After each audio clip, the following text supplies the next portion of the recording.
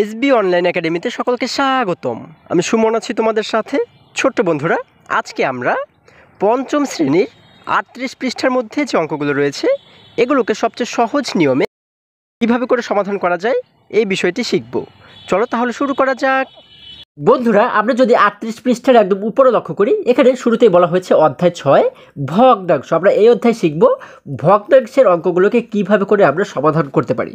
তাহলে একদম শুরুতে যদি আমরা ভগ্নাংশ কী বা ভগ্নাংশ দেখতে কেমন হয় এটিকে যদি একটু বোঝার চেষ্টা করি, তখন তোমাদের বোঝানোর সুবিধার্থে আমি আগে থেকে কিন্তু এখানে একটি ভগ্নাংশ লিখে রেখেছি। এখানে আমি লিখেছি কি, দেখো 3/2, অর্থাৎ আমি এখানে উপরে একটি সংখ্যা লিখেছি এবং নিচে কিন্তু একটি সংখ্যা লিখেছি। এই যেভাবে করে আমি এই সংখ্যা দুটিকে লিখেছি এটিকে বলা হয় হচ্ছে ভগ্নাংশ। অর্থাৎ একটি ভগ্নাংশে কিন্তু দুটি অংশ থাকে, একটি অংশ হচ্ছে উপরের অংশ এবং আরেকটি হচ্ছে নিচের অংশ, তাই না? তাহলে এই যে দুটি অংশ, এই দুটি অংশে কিন্তু আলাদা আলাদা দুটি নাম রয়েছে। দেখো, উপরে যে সংখ্যাটি বা উপরে যে অংশটি আমরা দেখতে পাচ্ছি এটিকে বলা হয় হচ্ছে লব, এবং নিচে যে অংশটি থাকে সেটিকে বলা হয় হর। আচ্ছা, এই লব এবং হরকে আমরা যদি আরও সহজভাবে কীভাবে করে মনে রাখতে পারি, বন্ধুরা এটার জন্য কিন্তু খুবই মজার একটি টেকনিক আছে। সেটি হচ্ছে কি, আমরা তো সকলে গরুর দুধ খেতে পছন্দ করি, তাই না? তাহলে আমরা জানি যে গরুর দুধ যখন জাল দেওয়া হয় তখন কিন্তু সেটির উপরে এক ধরনের আস্তরণ পড়ে, তাই না? যাকে আমরা বলি স্বর, অর্থাৎ গরুর দুধের কিন্তু স্বর হয়, এবং সেই স্বরটা কোথায় থাকে? সেই স্বরটা কিন্তু দুধের একদম উপরে থাকে। কিন্তু অঙ্কের যে হর, আমরা কিন্তু এই স্বরকে গ্রামের ভাষায় অনেকে হর বলে থাকি, তাই না? তাহলে দুধের স্বর থাকে হচ্ছে উপরে এবং অঙ্কের যে হর সেটি থাকে হচ্ছে নিচে। যেমন দেখো, এই উপরের যে সংখ্যাটি সেটিকে বলা হয় হচ্ছে লব, এবং নিচে যে সংখ্যাটি থাকে সেটিকে বলা হয় হর। তাহলে আমরা কি শিখলাম? আমরা শিখলাম দুধের স্বর থাকে হচ্ছে উপরে এবং অঙ্কের যে হর সেটি থাকে হচ্ছে নিচে। ঠিক আছে? তাহলে আমরা শিখলাম একটি ভগ্নাংশের দুটি অংশ থাকে, একটি হচ্ছে লব এবং আরেকটি হচ্ছে হর। এবারে আমাদের এখানে প্রথমে কি বলা হয়েছিল? প্রকৃত ভগ্নাংশ এবং একের সমান ভগ্নাংশ শনাক্ত করি। তখন এখানে কিন্তু আমরা অনেকগুলো ভগ্নাংশ দেখতে পাচ্ছি। এখান থেকে প্রকৃত ভগ্নাংশ আমাদের শুরুতে শনাক্ত করতে হবে। তাহলে প্রকৃত ভগ্নাংশটা কি, এটি যদি আমরা না জানি তাহলে কিন্তু আমরা এখান থেকে প্রকৃত ভগ্নাংশ শনাক্ত করতে পারবো না, তাই না বন্ধুরা? তাহলে দেখো, প্রকৃত ভগ্নাংশটা কি? যে ভগ্নাংশগুলোর আমরা দেখব নিচের সংখ্যাটি বড় উপরের সংখ্যাটি ছোট, সেগুলোকে বলা হয় প্রকৃত ভগ্নাংশ। যেমন এই যে ভগ্নাংশটা আমরা দেখতে পাচ্ছি, এখানে বলা হয়েছে 3/2, নিচে রয়েছে বড় সংখ্যা, উপরে রয়েছে ছোট সংখ্যা। তাহলে এটি হচ্ছে কি, একটি প্রকৃত ভগ্নাংশ। তাহলে যে ভগ্নাংশগুলোর নিচের সংখ্যাটি বড় হবে এবং উপরের সংখ্যাটি ছোট হবে, অথবা আমরা বলতে পারি যে ভগ্নাংশের হর বড় হবে এবং লব ছোট হবে তাকে প্রকৃত ভগ্নাংশ বলে। তাহলে এখান থেকে প্রকৃত ভগ্নাংশ আমরা যদি একটু শনাক্ত করার চেষ্টা করি, দেখো এখানে শুরুতে রয়েছে 3/2, তার মানে এখানে কিন্তু 3 বড় এবং 2 ছোট, অর্থাৎ নিচের সংখ্যাটি বড় উপরের সংখ্যাটি ছোট। তার মানে এটি কি, একটি প্রকৃত ভগ্নাংশ। তাহলে এটিকে যদি আমি একটু তোমাদের বোঝানোর সুবিধার্থে একটু গোল চিহ্ন দেই, এটি একটি প্রকৃত ভগ্নাংশ। তারপরে এই দেখো, এটি কিন্তু 4/4, তাই না? অর্থাৎ 4-এর 4, এবং আমরা এখানে দেখতে পাচ্ছি নিচেও 4 রয়েছে উপরেও 4 রয়েছে, দুই পাশেই কিন্তু সমান রয়েছে, যার কারণে এটি কিন্তু প্রকৃত ভগ্নাংশ হবে না, তাই না? আচ্ছা, এরপরে এখানে রয়েছে 8-এর 5, আমরা দেখতে পাচ্ছি নিচে রয়েছে 8 উপরে রয়েছে 5, নিচের সংখ্যাটি যেহেতু বড় তার মানে এটি প্রকৃত ভগ্নাংশ, তার মানে এটিকে কিন্তু আমরা একটি চিহ্ন দিতে পারি। হ্যাঁ, এরপরে দেখো এখানে বলা হয়েছে 12-13, এখানে নিচের সংখ্যাটি কিন্তু ছোট, যার কারণে এটি কিন্তু প্রকৃত ভগ্নাংশ হবে না। এরপর এখানে রয়েছে 26-27, এখানে কিন্তু নিচের সংখ্যাটি ছোট উপরের সংখ্যাটি বড়, তার মানে এটিও প্রকৃত ভগ্নাংশ নয়। এবার এখানে দেখতে পাচ্ছি 1-1, অর্থাৎ এখানে উপরে যা রয়েছে নিচেও তাই রয়েছে, একই রকম রয়েছে, তার মানে এটিও প্রকৃত ভগ্নাংশ নয়। প্রকৃত ভগ্নাংশ হতে হলে নিচের সংখ্যাকে বড় হতে হয়, উপরেরটাকে ছোট হতে হয়। তাহলে এখানে দেখতে পাচ্ছি উপরে রয়েছে 2, নিচে রয়েছে 25, অর্থাৎ নিচে বড় উপরে ছোট, তার মানে এটি কি, একটি প্রকৃত ভগ্নাংশ। আমরা এখান থেকে কিন্তু 3টি প্রকৃত ভগ্নাংশ পাচ্ছি, তাই না? এক হচ্ছে 3/2, আরেকটি হচ্ছে 8-5, আরেকটি হচ্ছে 25/2। তাহলে আমরা 1 নম্বর দিয়ে কি লিখতে পারি? আমরা 1 নম্বর দিয়ে লিখব প্রকৃত ভগ্নাংশ। যেহেতু আমাদের প্রকৃত ভগ্নাংশ বের করতে বলা হয়েছে, আমরা লিখব প্রকৃত ভগ্নাংশ সমান সমান। আমরা কোন কোন ভগ্নাংশগুলোকে প্রকৃত ভগ্নাংশ পেয়েছি? আমরা শুরুতে পেয়েছি 3/2, তাই না? আমি যেগুলোকে গোল দাগ দিয়েছি তোমরা কিন্তু সেগুলোকে এখানে লিখে দেবে। 3/2, তারপরে পেয়েছি হচ্ছে 8-5 এবং আরেকটি কি পেয়েছিলাম? 25/2। তোমরা বই থেকে দেখে দেখে কিন্তু এগুলোকে লিখে দেবে, ঠিক আছে? 25/2, আমরা এই 3 থেকে পেয়েছিলাম প্রকৃত ভগ্নাংশ। এবং এরপরে আমাদেরকে কি বলা হয়েছে? দেখো, আমরা যদি আবারও বইয়ের কাছে চলে যাই, এখানে আমাদেরকে বলা হয়েছে আমরা দেখতে পাচ্ছি এখানে আমাদেরকে বলা হয়েছে একের সমান ভগ্নাংশ। তাহলে একের সমান ভগ্নাংশ কোনগুলোকে আমরা বলতে পারি, এটিকে আমরা কিভাবে করে চিনতে পারি, যে ভগ্নাংশগুলোর উপরে এবং নিচে একই রকম সংখ্যা থাকবে সেগুলোকে হচ্ছে একের সমান ভগ্নাংশ বলা হয়। ঠিক আছে, যেমন এখানে রয়েছে 4-এর 4 এবং এখানে আরেকটি ভগ্নাংশ দেখতে পাচ্ছি 1-এর 1। তাহলে এগুলোর উপরে যা রয়েছে নিচেও তাই রয়েছে, উপরে যা রয়েছে নিচেও তাই রয়েছে, তার মানে এগুলো হচ্ছে একের সমান ভগ্নাংশ। অর্থাৎ এগুলোকে যখন আমরা ভাগ করব বা কাটাকাটি করব তখন আমরা 1 পাবো, যার কারণে এগুলোকে বলা হয় একের সমান ভগ্নাংশ। যেমন এখানে 4-এর 4 রয়েছে, দেখো 4-এর 4 কেন এটি একের সমান ভগ্নাংশ, 4-এর 4 এটি কেন একের সমান ভগ্নাংশ, এই যে মাঝখানে আমরা দাগটি দেখতে পাচ্ছি, এই দাগের অর্থই হচ্ছে কিন্তু ভাগ। ঠিক আছে, তাহলে 4 দ্বারা যদি আমরা 4কে ভাগ করি তাহলে কতবার ভাগ যায়, আমরা যদি 4 1-এ 4, অর্থাৎ আমরা যদি 4 দ্বারা 4কে কাটাকাটি করি তাহলে কিন্তু আমরা 1 পাবো, তাই না? যার কারণে এটিকে বলা হয় একের সমান ভগ্নাংশ। তাহলে একের সমান ভগ্নাংশগুলোকে যদি আমরা এবারে বের করি, দেখো আমরা এবারে লিখব একের সমান ভগ্নাংশ, একের সমান ভগ্নাংশ, একের সমান ভগ্নাংশ সমান সমান। এখন একের সমান ভগ্নাংশ কী কী রয়েছে এখানে আমরা দেখতে পাচ্ছি হচ্ছে, দেখো আমরা যদি বইয়ের কাছে লক্ষ্য করি এখানে বলা হয়েছে 4-এর 4, তার মানে এটি কিন্তু একের সমান ভগ্নাংশ। আমরা লিখে দেব 4-এর 4 এবং আর কোনটি রয়েছে, আর কিন্তু আমরা দেখতে পাচ্ছি 1-এর 1, এটি হচ্ছে কি একের সমান ভগ্নাংশ, 1-এর 1, এই দুটি হচ্ছে একের সমান ভগ্নাংশ। তাহলে কিন্তু আমাদের 1 নম্বর অঙ্কটিকে সমাধান করা হয়ে গেল। আশা করি তোমরা সকলেই খুবই সহজে এটি বুঝতে পেরেছো। এবারে যদি আমরা পরবর্তী অঙ্কের কাছে চলে যাই, বন্ধুরা আমরা এখানে 2 নম্বরে দেখতে পাচ্ছি, 2 নম্বরে বলা হয়েছে ছোট থেকে বড় ক্রমানুসারে সাজাই এবং প্রতীকের সাহায্যে প্রকাশ করি। আমরা কিন্তু এখানে অনেকগুলো ভগ্নাংশ দেখতে পাচ্ছি, তাই না? আমাদের বলা হয়েছে এইগুলোকে ছোট থেকে বড় ক্রমানুসারে, অর্থাৎ ছোট থেকে বড় আকারে সাজাই। ঠিক আছে, মানে সর্বপ্রথম এখানে সবচেয়ে ছোট যেটি সেটিকে আগে সাজাবো, তারপরে যেটি ছোট সেটিকে পরে সাজাবো, তারপরে যেটি ছোট সেটিকে সাজাবো, তারপরে যেটি ছোট সেটিকে সাজাবো।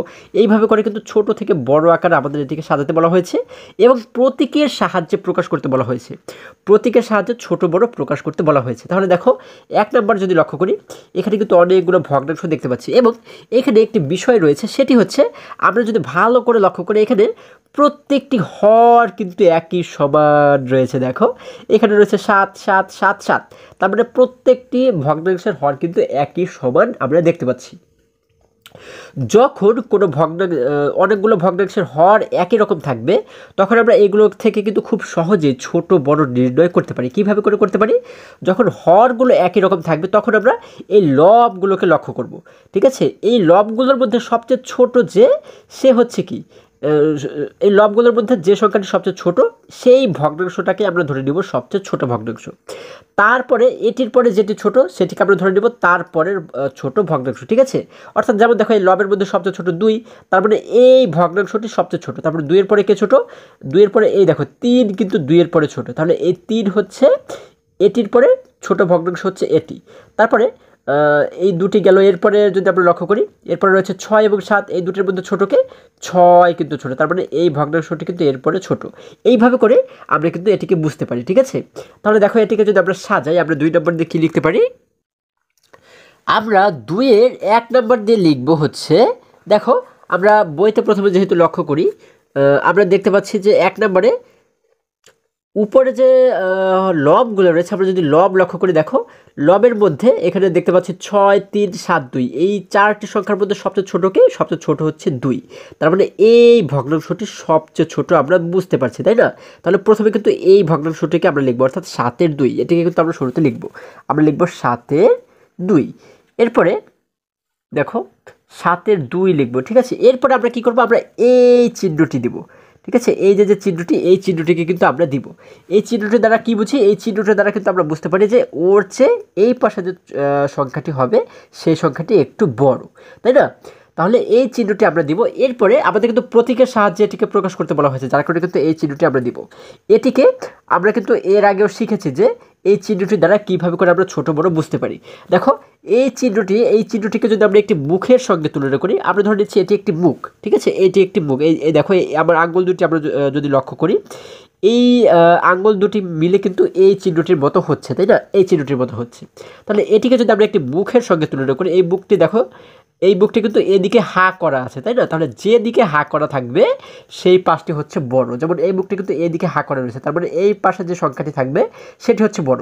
আবার একই রকমভাবে এই যে বুকটি, এই বুকটি এই পাশে যেহেতু হা করা রয়েছে, তার মানে এই পাশটি কিন্তু বড় হবে, তাই না? যেহেতু আমরা ছোট থেকে বড় আকারে সাজাচ্ছি, যার কারণে কিন্তু আমরা এই চিহ্নটি দেবো, কারণ এইটি সবচেয়ে ছোট, এরপরে যে বসবে সে একটু বড়, তারপরে যেটি বসবে সে আরেকটু বড়, যার কারণে আমরা কিন্তু এই বুকটিকে এই বড় যে সংখ্যাটি হবে সেদিকে কিন্তু হা করিয়ে রাখবো। ঠিক আছে, আমরা কিন্তু আমি এইভাবে করে কেন বোঝালাম, কারণ এই চিহ্নটা নিয়ে কিন্তু আমরা অনেক সময় গুলিয়ে ফেলি যে আমরা এই চিহ্নটা কোন দিকে দিব। ঠিক আছে, আচ্ছা, তারপরে দেখো আমরা যেহেতু সবচেয়ে ছোট পাচ্ছি 7/2, আমরা লিখলাম শুরুতে 7/2। তারপরে যদি আমরা লক্ষ্য করি এখানে 7/2 গেল, এরপরে ছোট রয়েছে কে 7/3, দেখো 2 এর পরে ছোট রয়েছে 3, তাহলে 7/3কে কিন্তু আমরা লিখবো, আমরা এখানে লিখবো 7/3। আবার ঠিক একই চিহ্নটা দিব, কারণ ওর চেয়ে এইবারে আমরা এই পাশে যে সংখ্যাটিকে লিখবো, যে ভগ্নাংশটিকে লিখবো, ও কিন্তু ওর চাইতেও বড়, তাই না? এরপরে আমরা দেখো যদি আবারও লক্ষ্য করি 7/3 গেল, 7/2 গেল, এরপরে বড় রয়েছে কে 6 এবং 7-এর মধ্যে বড়কে, 6 এবং 7-এর মধ্যে ছোটকে 6 ছোট, যার কারণে এই ভগ্নাংশটিকে কিন্তু আমরা এরপরে লিখে দেবো 7/6। এবং একই রকমভাবে আবার একই রকম চিহ্ন দিয়ে এখন দেখো এখানে কিন্তু আর একটি মাত্র ভগ্নাংশ রয়েছে 7/6, 7/7, তাহলে এটিকে কিন্তু আমরা শেষে গিয়ে লিখে দেব 7/7। তাহলে আমরা কিন্তু এখানে ছোট থেকে বড় আকারে সাজিয়েছি। প্রথমে পেয়েছে 7/2, তারপরে পেয়েছে ওর চাইতে একটু বড় 7/3, ওর চেয়ে একটু বড় 7/6, ওর চেয়ে একটু বড় 7/7। আমরা কিন্তু ছোট থেকে বড় আকারে সাজিয়েছি। এবার একই রকমভাবে যদি 2 নাম্বার অঙ্কটিকে আমরা সমাধান করি, দেখো 2 নাম্বারে আমরা দেখতে পাচ্ছি, আমরা এখানে 2 নাম্বারে দেখতে পাচ্ছি আমরা একটু ভিন্ন রকম বিষয় দেখতে পাচ্ছি। যেমন আমরা 1 নাম্বারে কিন্তু হর অর্থাৎ নিচের সংখ্যাগুলোকে সমান দেখেছি, কিন্তু 2 নাম্বারে গিয়ে কিন্তু লবগুলোকে আমরা সমান দেখতে পাচ্ছি, কিন্তু হর আলাদা, তাই না? এখন আমরা কিভাবে করে শনাক্ত করবো যে কোনটি ছোট কোনটি বড়? যখন লব অর্থাৎ উপরের সংখ্যাগুলো একই রকম থাকবে তখন কিন্তু আমাদের এই নিয়মটা একটু ভিন্ন হয়ে যাবে। ঠিক আছে, সেটি কীরকম? যদি আমরা নিচের সংখ্যাগুলোকে লক্ষ্য করি, নিচে সবচেয়ে যেটি ছোট, এই ছোটটা হচ্ছে সবচেয়ে বড় হয়ে যাবে। কিভাবে বড় হবে দেখো, এই বিষয়টি আমাদের একটু বোঝার রয়েছে। সেটি হচ্ছে, আমি যেমন তোমাদেরকে এটি দ্বারা যদি বুঝাই, 7/2, এখানে রয়েছে 7/2 এবং এখানে সবচেয়ে ছোট আমরা দেখতে পাচ্ছি 2/2, তাই না? 2/2। তাহলে আমি তোমাদেরকে যদি প্রশ্ন করি যে এখানে এই দুটির মধ্যে সবচেয়ে ছোট কোনটি, তোমরা তো নিশ্চয়ই শুরুতে দেখেই বলবে যে 2/2 ছোট, তাই না? কিন্তু এখানে মজার বিষয় হচ্ছে 2/2 কিন্তু ওর চেয়ে অনেক বড়। কিভাবে বড় দেখো, আমরা ধরে নিচ্ছি যে এটি হচ্ছে একটি কেক, আমরা ধরে নিচ্ছি এটি হচ্ছে কি একটি কেক। এখন এই কেকটিকে আমরা 2 ভাগ করব। ঠিক আছে, তোমাদেরকে বলা হলো যে এই কেকটিকে তোমরা 2টি ভাগ করো, তখন তোমরা কী করবে, মাঝ বরাবর একটি ভাগ করবে, তাই না? মানে মাঝ বরাবর এটিকে কাটবে, তাহলে তো 2টি ভাগ হয়ে যাবে, সমান 2টি ভাগ হয়ে যাবে, তাই না? এখন আমি যদি তোমাদেরকে বলি যে এই কেকটির যে 2টি ভাগ হয়েছে, 2 ভাগের 2 ভাগে তোমাদেরকে দেওয়া হলো, তাহলে এই যে কেকটি, এই কেকটির মোট কতটি ভাগ রয়েছে? 2টি ভাগ, তাই না? তাহলে 2 ভাগের মধ্যে তোমাদেরকে দেওয়া হয়েছে কত ভাগ? তোমাদেরকে কিন্তু দেওয়া হয়েছে এই 2টি ভাগই, তার মানে 2 ভাগের 2 ভাগে কিন্তু তোমাদেরকে দেওয়া হলো। তাহলে 2-এর 2 ভাগ দ্বারা আমরা কি বুঝতে পারি? 2 ভাগের 2 ভাগ দ্বারা কিন্তু পুরো কেকটিকেই আমরা বুঝতে পারি, তাই না? এখানে ভাগ রয়েছে 2টি, তাহলে 2 ভাগের মধ্যে 2 ভাগে যদি তোমাদেরকে দেওয়া হয়, তার মানে কিন্তু পুরো কেকটি তোমাদেরকে দেওয়া হলো, তাই না বন্ধুরা? এবারে দেখো, এখন মজার যে বিষয়টি সেটি হচ্ছে, আমরা যদি এই একই রকম কেককে, ঠিক এই একই সাইজের কেককে অথবা এই একই কেকটাকেই যদি এবার বলা হয় 7টি ভাগ করো, সমান 7টি ভাগ করো, তখন তোমরা কী করবে? এটিকে সমানভাবে 7টি ভাগ করবে। দেখো, 1 ভাগ, 2 ভাগ, 3 ভাগ, 4 ভাগ, 5 ভাগ, 6, 7 ভাগ।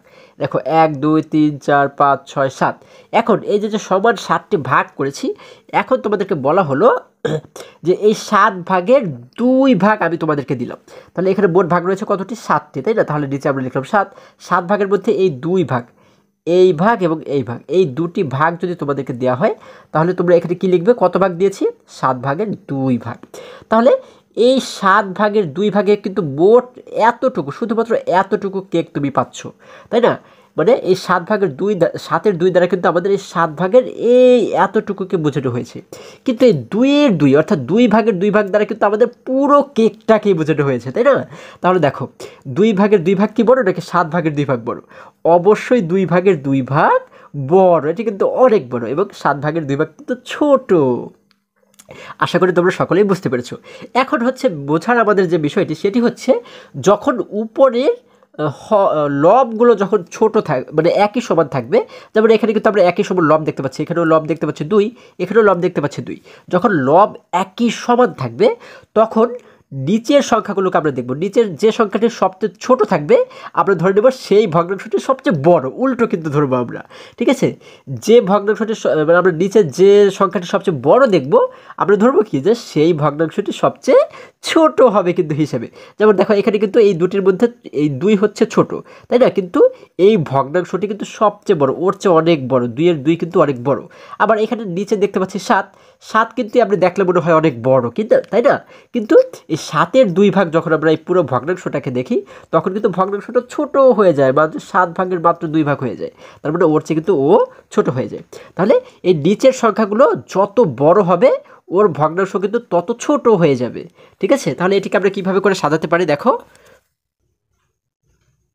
আমরা যেহেতু ছোট থেকে বড় সাজাবো তাহলে আমরা কি করব, এই যে নিচে যে হরগুলো রয়েছে আমরা দেখব কি এখান থেকে সবচেয়ে বড় কোনটি, তাই না। যেহেতু নিচের সংখ্যাটি আমরা লক্ষ্য করব, এখানে এই নিচের সংখ্যাগুলোর মধ্যে সবচেয়ে বড় যেটি হবে সেই ভগ্নাংশটি কিন্তু সবচেয়ে ছোট ভগ্নাংশ, তাই না। দেখো এখানের 7, 5, 4, 2 এগুলোর মধ্যে সবচেয়ে বড় হচ্ছে 7, তারপরে 7-এর 2 এটি হচ্ছে সবচেয়ে ছোট ভগ্নাংশ, তাই না। আমরা যদি বিপরীত হয়ে যাবে তাহলে আমরা শুরুতে লিখব 7-এর 2। এরপরে কী করবো, আমরা ঠিক এই চিহ্নটি দেবো, এই আগের চিহ্নটি দেবো, কারণ হচ্ছে ওর চেয়ে এই পাশে যে ভগ্নাংশটিকে আমরা লিখবো এটি কিন্তু একটু বড় হবে, তাই না। তাহলে দেখো 7-এর 2 গেল। এরপরে ওর চেয়ে বড় হচ্ছে আমরা কীভাবে করে খুঁজবো, দেখো আমরা এই তিনটির মধ্যে দেখবো যে কোনটি সবচেয়ে বড়, তাই না। তাহলে 5, 4, 2 এই তিনটির মধ্যে সবচেয়ে বড় হচ্ছে কি 5, তার মানে 5-এর 2 হচ্ছে কি, এটির পরে 5-এর 2 হচ্ছে সবচেয়ে ছোট, তাই না। তাহলে আমরা এখানে লিখে দেবো 5-এর 2। তারপরে ওর চেয়ে একটু বড় হচ্ছে কে, দেখো আমরা কিন্তু ছোট থেকে বড় সাজাচ্ছি, তাহলে ওর চেয়ে একটু বড়কে, ওর চেয়ে এখানে যেহেতু 5 এবং 7-এর কাজ আমাদের হয়ে গেল, ওর চেয়ে একটু বড় হচ্ছে 4, তাই না। 2 কিন্তু একবারে বড়, তাই না। তাহলে 4-এর 2কে আমরা এরপরে লিখে দেবো, আমরা লিখবো 4-এর 2। এরপরে আবার এরকম একটি চিহ্ন দিয়ে শেষে বাকি রইল 2-এর 2, আমরা এখানে লিখে দেবো 2-এর 2, অর্থাৎ 2-এর 2 হচ্ছে সবচেয়ে বড়, তার চেয়ে একটু ছোট হচ্ছে 4-এর 2, তার চেয়ে একটু ছোট হচ্ছে 5-এর 2, তার চেয়ে একটু ছোট অর্থাৎ সবচেয়ে ছোট হচ্ছে 7-এর 2, যার কারণে 7-এর 2কে কিন্তু আমরা শুরুতে লিখেছি। আশা করি তোমরা সকলেই এই অঙ্কগুলোকে খুব সহজেই আমরা কীভাবে করে সমাধান করতে পারি এই বিষয়টি বুঝতে পেরেছো। এবারে যদি আমরা পরবর্তী অঙ্কের কাছে চলে যাই, বন্ধুরা এখানে 3 নম্বরে বলা হয়েছে খালি ঘরের সংখ্যাগুলো নির্ণয় করি। দেখো আমরা কিন্তু এখানে একটি করে খালি ঘর দেখতে পাচ্ছি, তাই না। এই খালি ঘরে যে সঠিক সংখ্যাটি বসবে সেটিকে কিন্তু আমাদের নির্ণয় করতে বলা হয়েছে, মানে বের করতে বলা হয়েছে। তাহলে এটিকে আমরা কীভাবে বের করতে পারি, এটা কিন্তু খুবই সহজ বন্ধুরা, তোমরা একটু মনোযোগ দিয়ে দেখার চেষ্টা করো, তোমরা একবার দেখলেই কিন্তু এটিকে সমাধান করতে পারবে। দেখো আমরা যে কাজটি করব, হয় আমাদের এই উপরের লাইনে একটি খালি ঘর থাকবে, না হয় নিচের লাইনে খালি ঘর থাকবে, যে কোনো একটি লাইনে একটি মাত্র খালি ঘর থাকবে।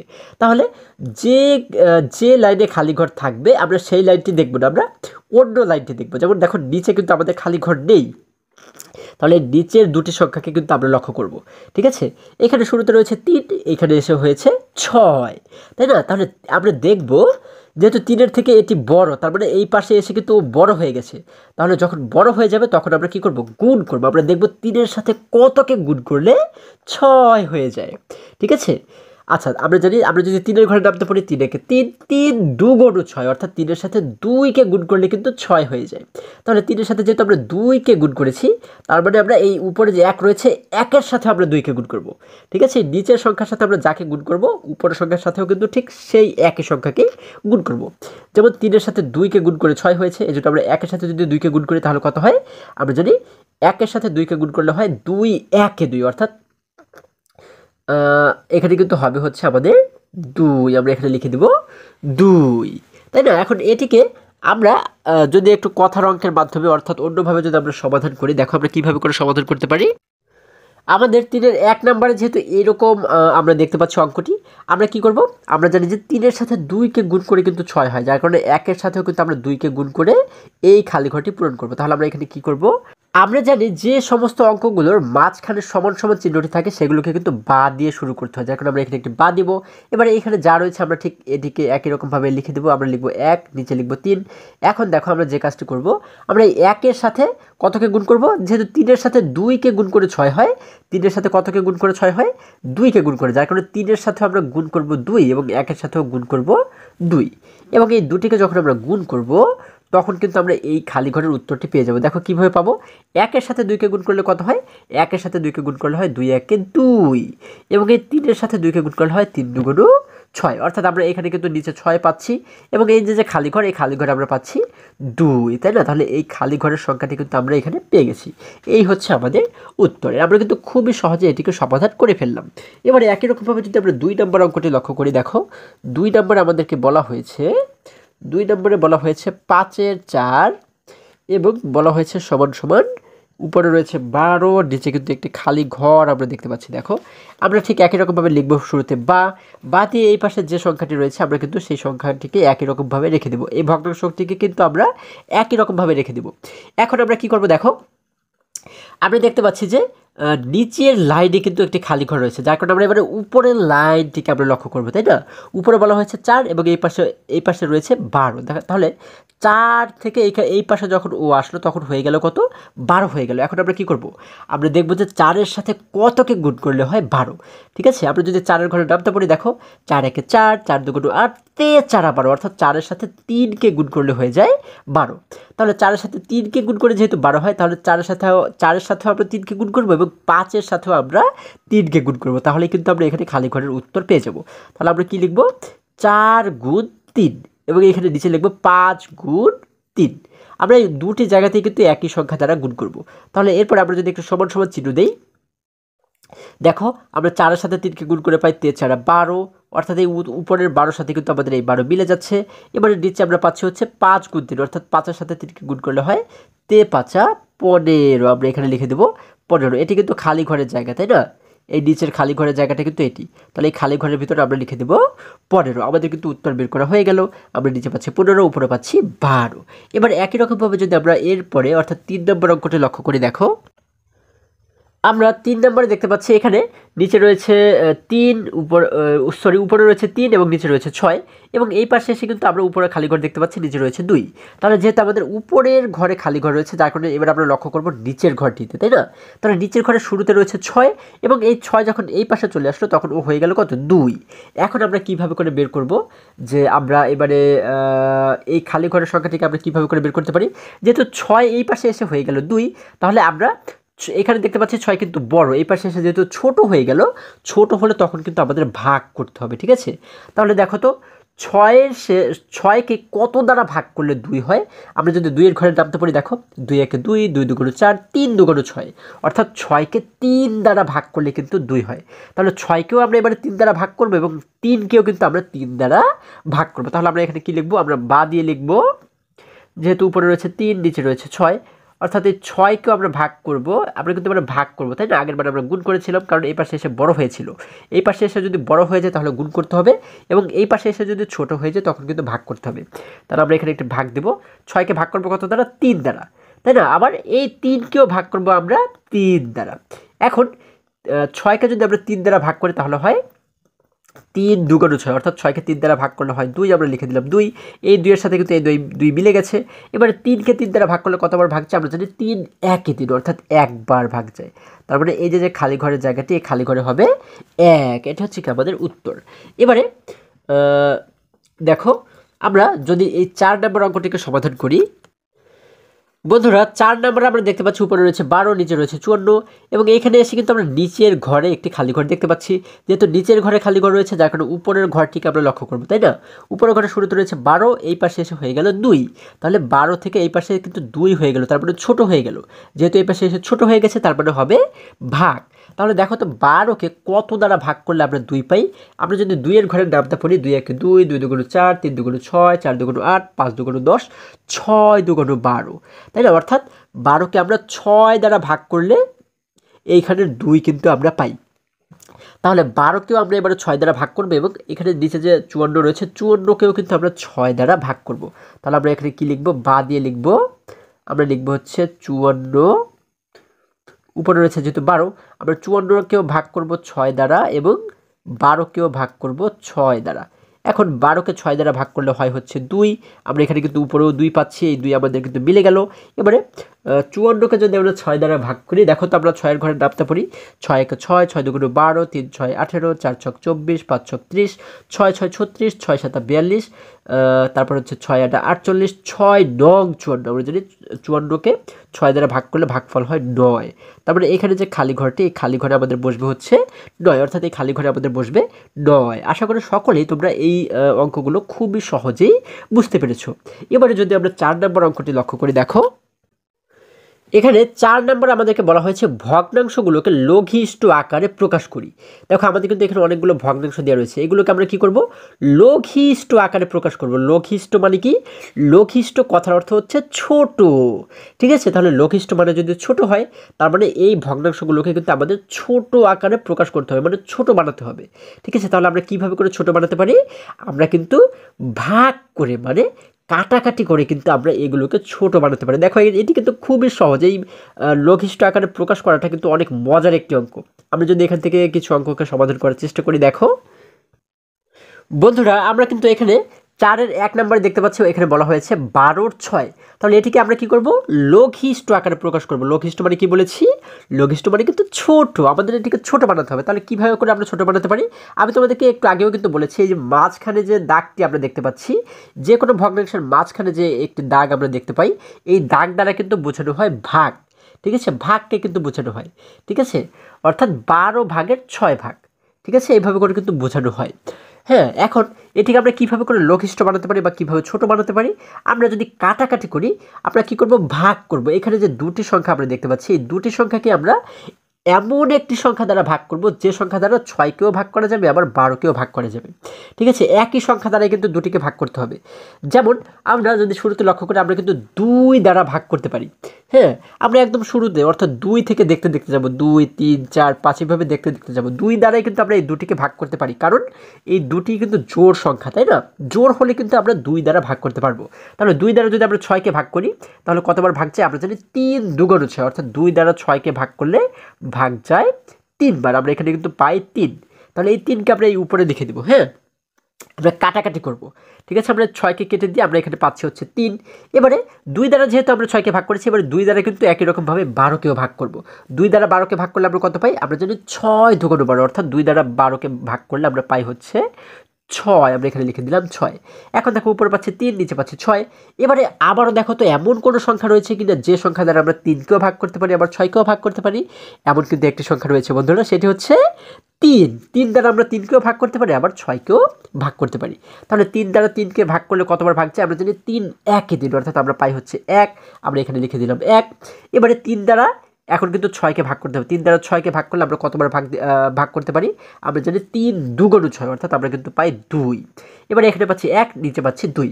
তাহলে এখন কিন্তু এমন আর কোনো সংখ্যা নেই যে সংখ্যা দ্বারা আমরা 1 এবং 2কে ভাগ করতে পারি।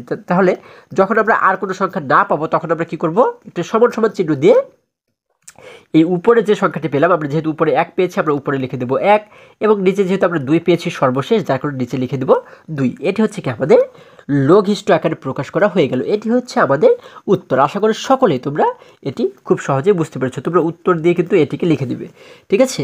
এরপর 2 নম্বর যদি লক্ষ্য করি, এখানে রয়েছে 3, নিচে রয়েছে 21। তাহলে দেখো তো এমন কোনো সংখ্যা রয়েছে কিনা যে সংখ্যা দ্বারা 3কেও ভাগ করা যায়, আবার 21কেও ভাগ করা যায়? 2 দ্বারা কিন্তু আমরা ভাগ করতে পারি না, 3কেও পারি না এবং 21কেও পারি না। এরপরে 2 এর পরে রয়েছে 3। 3 দ্বারা কিন্তু আমরা 3কেও ভাগ করতে পারি, আবার 21কেও ভাগ করতে পারি। কারণ হচ্ছে 3 দ্বারা যদি আমরা 3কে ভাগ করি, কতবার ভাগ যায়? আমরা যদি 3 1 3, অর্থাৎ একবার ভাগ যায়। আমরা এখানে উপরে লিখে দিলাম 1।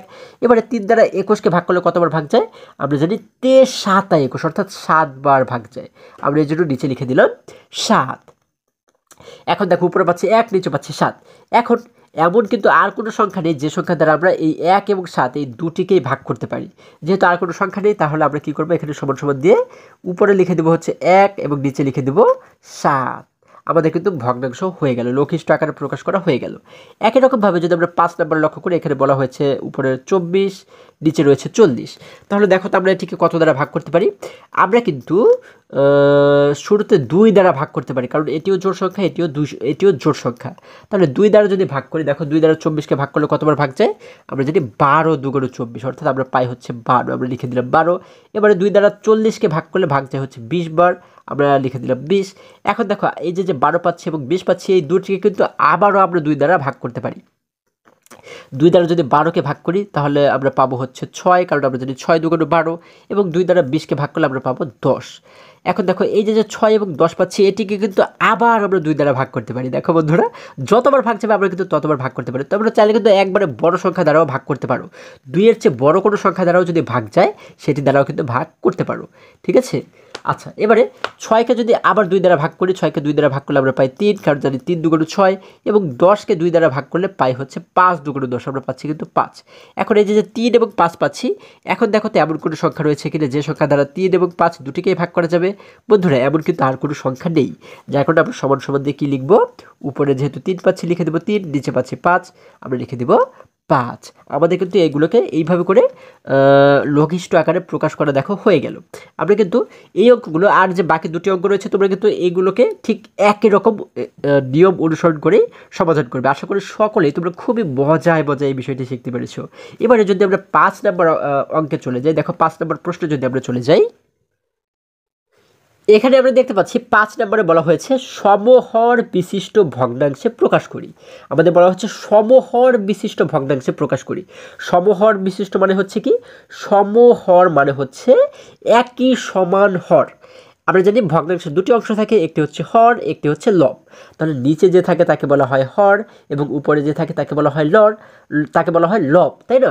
তাহলে এই নিচে দেখো এখানে কিন্তু আমরা দুটি আলাদা আলাদা হর দেখতে পাচ্ছি, এখানে রয়েছে 3, এখানে রয়েছে 4। তাহলে এখানে যেহেতু আলাদা রয়েছে, এগুলোকে আলাদা রাখা যাবে না, আমাদের এই দুটিকে সমান বানাতে হবে। মানে নিচে এখানে যদি 3 থাকে এখানেও 3 বানাতে হবে, এখানে যদি 10 থাকে এখানেও 10 বানাতে হবে।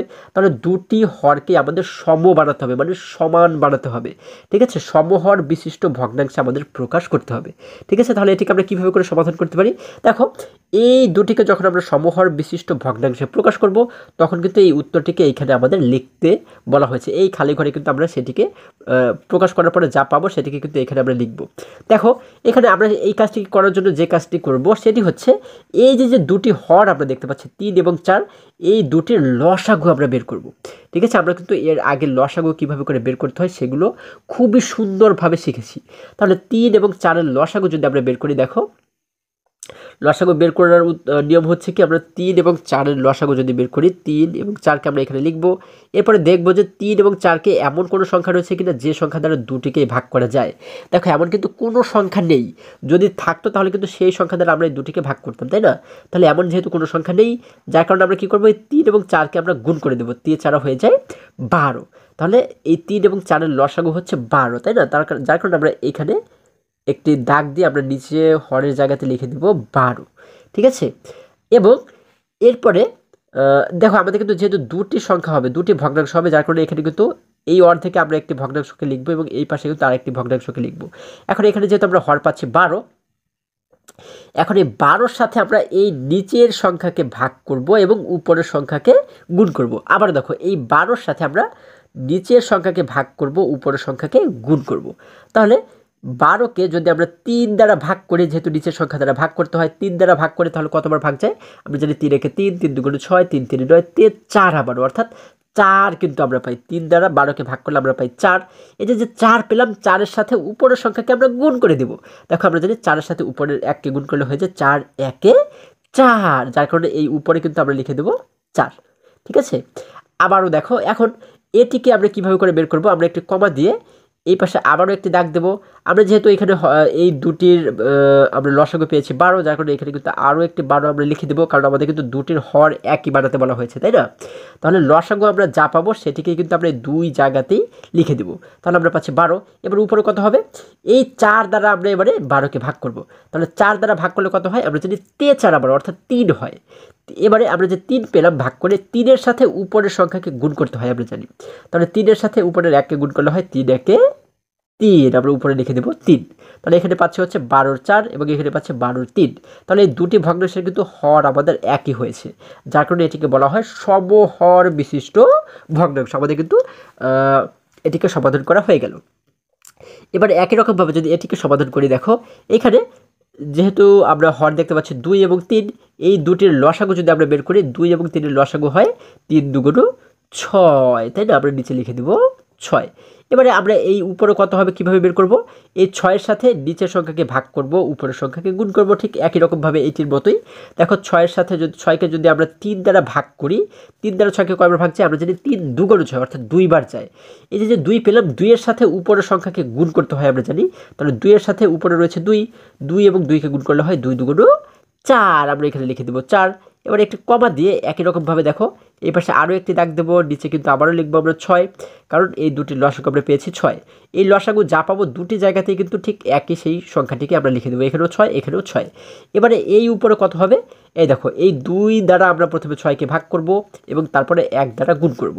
তাহলে 2 দ্বারা 6কে ভাগ করলে কত হয়? আমরা জানি 3 2 6, অর্থাৎ 3 বার কিন্তু ভাগ যায়।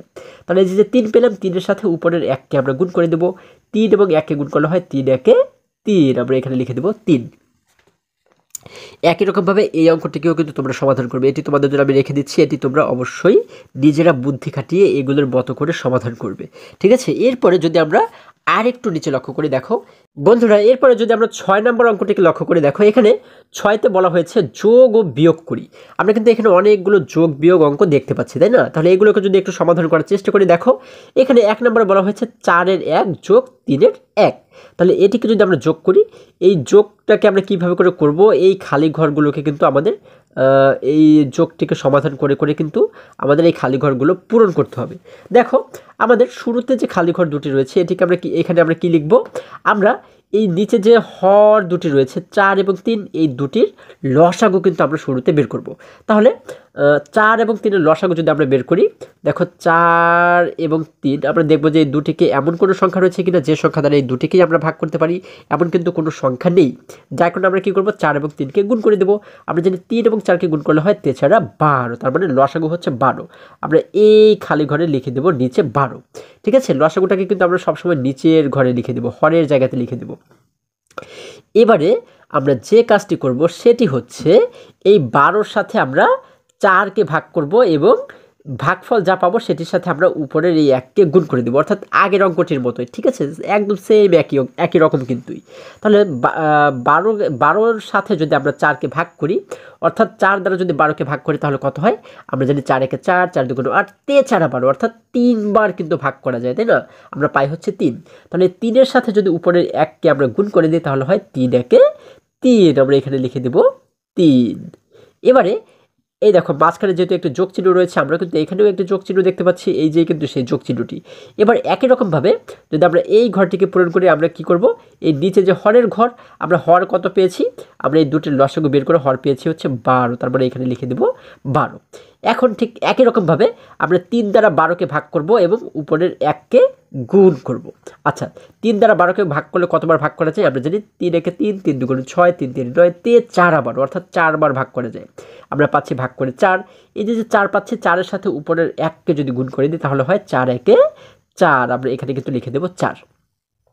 এই দেখো এই খালি ঘরে কিন্তু আমরা লিখে দেবো 4। এবারে সমান সমান দিয়ে আমরা যদি এবারে এইগুলোকে যোগ করে দিই, এই দুটি ভগ্নাংশকে যোগ করে দিই, দেখো আমরা যেহেতু এইখানে নিচে অর্থাৎ হরের যে ঘরটি রয়েছে, এই হরের ঘরে আমরা যেহেতু আগেই পেয়েছি আমাদের লসাগু হয়েছে 12, আমরা যার কারণে এখানে লিখে দেবো 12, ঠিক আছে? লসাগু কিন্তু একই হবে, আমাদের 12 হবে। এবার আমরা কি করব? উপরে যে দুটি সংখ্যা রয়েছে, এই দুটি সংখ্যার মাঝে যেহেতু যোগ চিহ্ন রয়েছে, তারপরে এই দুটি সংখ্যাকে আমরা যোগ করে দেবো। 3 এবং 4কে যোগ করলে হয়ে যায় 7, আমরা এখানে লিখে দেব 7। তাহলে কিন্তু 12-র 7, এটি হচ্ছে কি আমাদের উত্তর। আমাদের উত্তর কিন্তু বের করা হয়ে গেল। এবার একই রকমভাবে যদি আমরা 2 নম্বর অঙ্কটিকে লক্ষ্য করি, দেখো এখানে বলা হয়েছে 3-এর 1 যোগ 6-এর 1। আমরা একই রকমভাবে 3 এবং 6-এর লসাগু শুরুতে বের করব। তাহলে 3 এবং 6-এর লসাগু যদি বের করি, দেখো তো 3 এবং 6কে কোন সংখ্যা দ্বারা আমরা ভাগ করতে পারি? আমরা কিন্তু দুটিকেই 3 দ্বারা ভাগ করতে পারি, তাই না? 3কেও 3 দ্বারা ভাগ করতে পারি, আবার 6কেও 3 দ্বারা ভাগ করতে পারি, যার কারণে এখানে লিখলাম আমরা 3।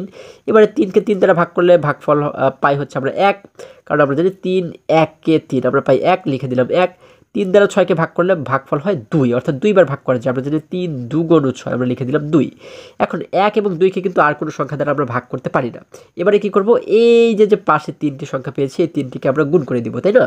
অর্থাৎ 3 এর সাথে 1কে গুণ করলে হয় 3 একে 3, এবং এই 3 এর সাথে 2কে গুণ করলে হয় 3 2 গুণ 6। আমরা মোট পাচ্ছি কিন্তু 6। এই 6 হচ্ছে কি আমাদের লসাগু। এই 3 এবং 6 এর লসাগু হলো 6, যার কারণে এই নিচে আমরা লিখে দেব 6, এবং এই নিচেও কিন্তু আমরা লিখব 6। আচ্ছা, একটু পরে যদি ওইটিকে আমরা লিখে দেখো। এখন এই উপরের সংখ্যাটিকে কীভাবে বের করব?